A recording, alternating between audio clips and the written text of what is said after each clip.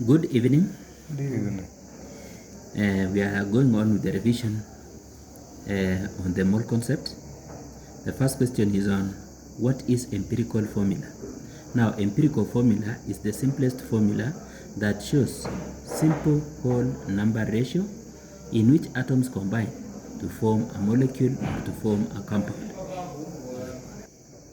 Vitamin C, ascorbic acid, contains 40.92% carbon, 4.58% hydrogen, and 54.5% oxygen by mass.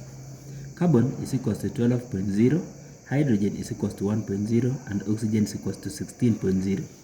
Determine its empirical formula. So the first step, we show the elements we compound. So there are three elements, which are carbon, hydrogen, and oxygen.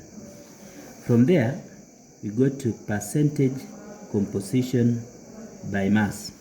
So the percentage composition of carbon is 40.92. That of that one of hydrogen is 4.58, and that one of oxygen is 54.5. The next part is to show the molar masses. Molar mass. The molar mass of carbon is 12. The molar mass of hydrogen is 1. The molar mass of oxygen is 16. Followed by number of moles. The number of moles will be calculated by dividing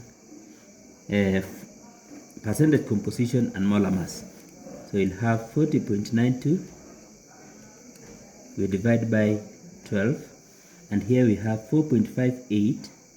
We divide by 1, and here is 54.5. We divide by 16. It's the same one, 3.41. To get the mole ratio, we divide by the smallest. So between 3.51, 4.58, and 3.41, the smallest is 3.41. So you'll have 3.41 divided by 3.41, which will get 1. And here we have 4.58. We divide by 3.41. We get divided by 3.41. The answer is 1. Okay. Now, when you get this, to get the whole number, to get the mole ratio, the simplest whole mole ratio, we multiply all sides by 3, so as to make this one to become a whole number. So this one times 3, the mole ratio is 3. Here we multiply by 3, we get 4.029, which is approximately 4. So the answer here is 4, and here is 3. Okay, so what is the empirical formula? So empirical formula will be carbon 3, hydrogen 4, carbon 3, hydrogen, which is this hydrogen, 4, and finally oxygen, which is this oxygen, is 3. So the empirical formula is C3H4O3. Estimation by saying that 1.3 is approximately will not be able to get the molecular formula, which is 1.176. Now we move to Roman 3. Experimentally determined molecular mass of ascorbic acid is 176 atomic mass units. Determine its molecular formula. We'll say empirical formula mass multiplied by N should give us molecular formula mass. Now empirical formula is C3H4O3. Okay, we multiply by N should give us the molecular formula mass, which is 176. So carbon will be 12 times 3, hydrogen will be 4 times 1, and oxygen will be 16 times 3. All this we multiply by N. 6. So here we'll get 88. N is equals to 176. So divide by 88, divide by 88. This one and this one will go. So N is equals to 2. this N by 2. So you'll have C3H4O3 into brackets N, whereby N is equals to 2. So we open it, we get C6H4O3, and this is now the molecular formula. This by summing up the relative atomic masses of all the atoms in the molecule, and you'll get 176 atomic mass units. A solution of calcium nitrate is made by dissolving 16.4 grams in 2 liters of solution. Multiply 4 by 2 so that we get 8. So this one is H8, and then oxygen is 3 times 2, which is going to be 6. So the answer is C6H8O6. If you sum up the relative atomic masses of all the atoms in this molecule, you will get 176 atomic mass units, which is now the relative, which is actually the mass of the compound. Part C. A solution of calcium nitrate is made by dissolving 16.4 grams in 2 liters of solution. Calculate the concentration of the nitrate ions in moles per liter. So first of all, we show the ions which are present in calcium nitrate. Okay, when dissociated, will form calcium ions in solution and 2 nitrate ions in solution. Now, if we were to show the mole ratio, then 1 mole of calcium nitrate will give us 1 mole of calcium ions and 2 moles of nitrate ions. We start by calculating the number of moles of calcium nitrate. Okay, so moles of calcium nitrate will be obtained by mass of calcium, the molar mass of moles will be got by mass, and that mass should be in grams. We divide by molar mass. Now the mass is 16.4 grams, and the molar mass will be from the molar mass of calcium nitrate. Calcium is 40. We have 1 atom of calcium, and the molar mass of calcium is 40. So it is going to be 1 multiplied by 40. We add number of moles of calcium nitrate, of which we have said the number of moles is equal to mass in grams divided by molar mass.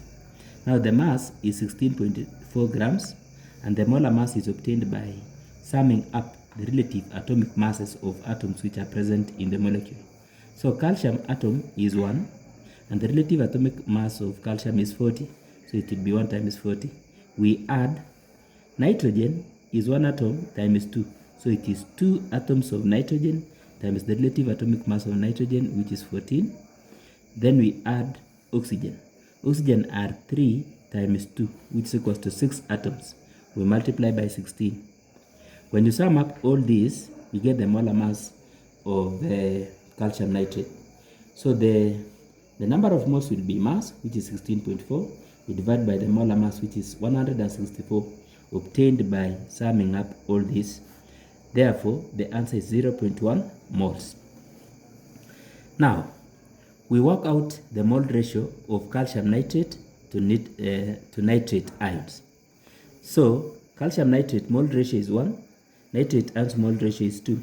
So, 1 mole of calcium nitrate produces, on dissociation, 2 moles of nitrate ions. Therefore, if 1 for calcium nitrate is the same as 0.1 moles, what about the moles of nitrate ions, which is 2? So we do cross multiplication. 2 moles of 2, which is for nitrate ions, we multiply by 0.1, which is for calcium nitrate, and we divide by 1. Then we get 0.2 moles of nitrate ions. Now, molarity refers to the number of moles which are present in 1 mole, which are present in 1000 cubic centimeters of solution. So this number of moles, 0.2 moles, are present in 2 liters. these 2 liters here. So how will we get the number of moles which are present in a liter? So we'll say if 2 liters contain 0.2 moles, what about 1 liter? Which is going to be 1000 times 0.2, we divide by 2000. We divide by 2000, we get 0.1 molar nitrate ions. So the molarity of nitrate ions is 0.1 molar. Question number 2a. What is fractional crystallization? Fractional crystallization refers to the process of separating salts by taking advantage of their different solubilities at different temperatures. Now we have a table here, that is Roman 2. The table below shows the solubility of 2 salts, A and B, at various temperatures. So you have the salt, which is A and B, and then the solubilities. At 50 degrees, A is 86 grams per 100 grams of water, B is 18 grams per 100 grams of water, and then at 20 degrees Celsius, A 31 grams per 100 grams of water, and B 8 grams per 100 grams of water. Now the question is, a mixture of the salts contains 29.5 grams of salt A and 16.25 grams of salt B at 50 degrees Celsius.